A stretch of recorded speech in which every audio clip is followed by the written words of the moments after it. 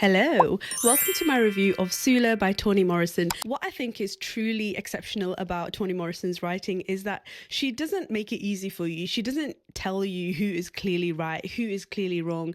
She shows you who these people are and she lets you make that decision. What is right? What is wrong? Who are we to judge? Should we judge? Both Nell and Sula are flawed, and that's the whole point.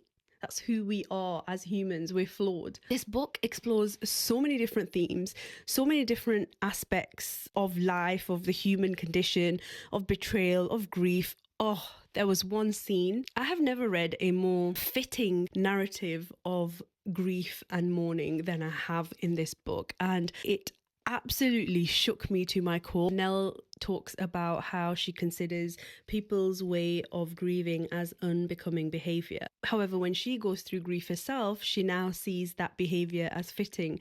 And I just want to read this to you so you can understand the impact of what she is saying. It was poisonous and unnatural to let the dead go with a mere whimpering. The body must move and throw itself about. The eyes must roll. The hands should have no peace, and the throat should release all the yearning, despair, and outrage that accompany the stupidity of loss. Toni Morrison also addresses racism in such a powerful way in this book. There's moments where I had to put the book down because it was so painful to read about the dehumanization and loss of dignity. It is truly heartbreaking. There is a scene in the book where one of the characters is traveling to see her sick grandmother.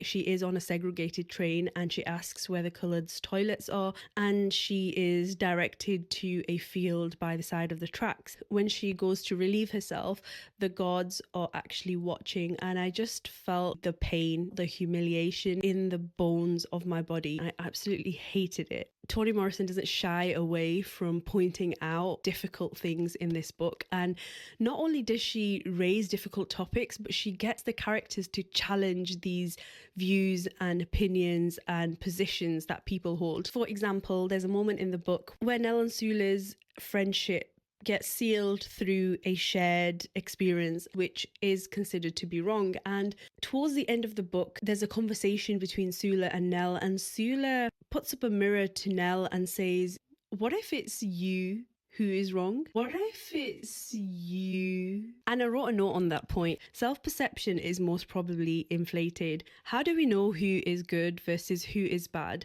Seeing the faults of others clearer than our own. If you've read this book, let me know what you thought of it in the comments, and thanks again for watching.